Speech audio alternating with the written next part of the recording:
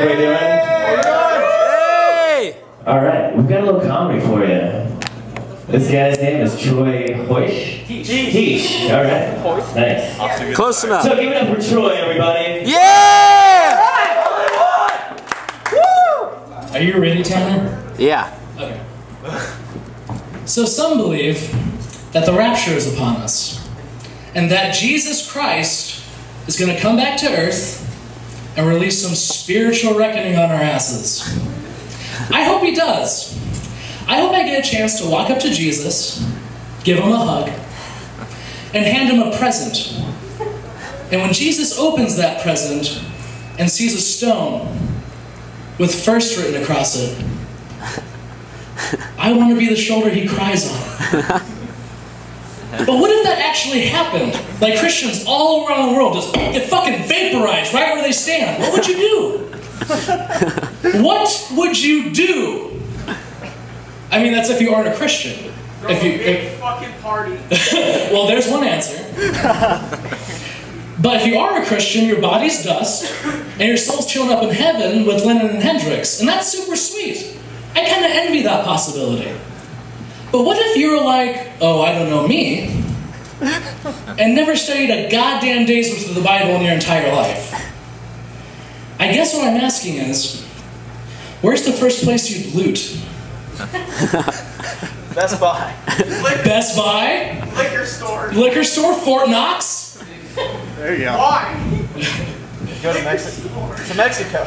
Because when J-Dog starts rapturing some bitches, we only have a few months on this planet left before we either see A, end of days, or B, have to fight zombies. Yeah! That's classic. But wouldn't the zombie apocalypse be like the most ideal way to leave this stinkhole of a planet? Yes. Like, I agree. Because it's better than a lot of other possibilities, at least. The devil. He can't be very pleasant to deal with. Locusts, also really fucking disgusting. At least with zombies, we've been trained all our lives through movies to kill. It's like, if that happened, George A. Romero would become a prophet. Because if it weren't for him, we would try to understand zombies. We would humanize them. This way, we have the owner's manual. Now we gotta do is blow some bitches' heads off.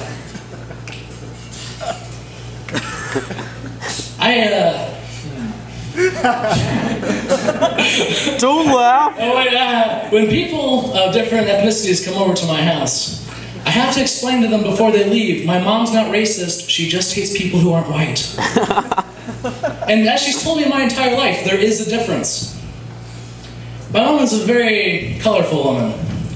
When she was asked as to why she didn't like Obama was running his administration, she had a list of reasons, and the first reason on that list was A, because, well, he's black. The second reason was because he's from the Middle East.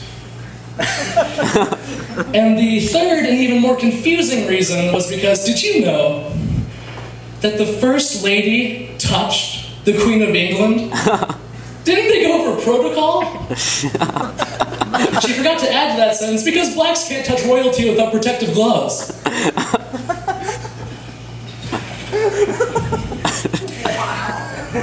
Yeah. You could call my mom old-fashioned. That's just a new age way of saying prejudice. I hate when people defend racists while they're being racist. I was at this party and this guy who, at first glance, you wouldn't immediately think he was a racist, and by that, I mean he wasn't wearing a swastika armband, nor was he a skinhead. And he was incredibly drunk and saying incredibly racist things. For example, I think all black people should be put on black beaches with black sand, so when airplanes soar over the beaches, all you see are shining pearls staring up at you. That's what I would do if I was president of Earth. He said this to a large room filled with many people of different races. And I was already very drunk at this point during the night. But I would like to think... I believe it. But I would like to think that even under sober circumstances, I would have said the same exact thing. I said to him, you, sir, are a belligerent, racist cunt. And he turned to me in his drunken stupor, and he was like, huh? And then my friend Melissa goes, Troy, no. You're being intolerant. You're being intolerant of him. And I was like, I'm being intolerant? Of what? Belligerent racist cunts? Because yes, I'm quite intolerant of belligerent racist cunts. What gets me about the whole thing is that I was being scolded for standing up to a mind fear loving asshole.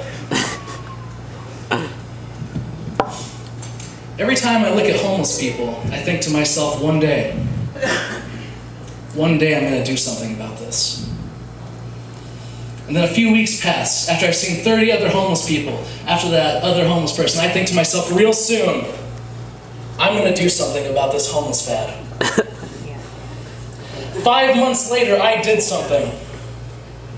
I was walking down the street, and I saw a homeless person without any footwear. He had not one penny.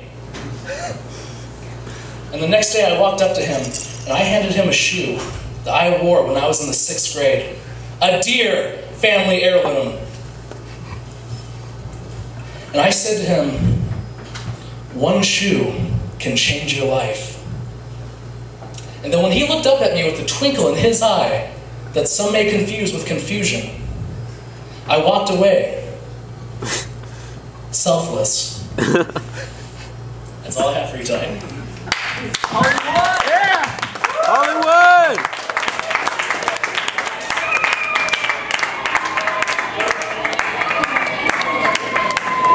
Straight to the bar. It's like you that.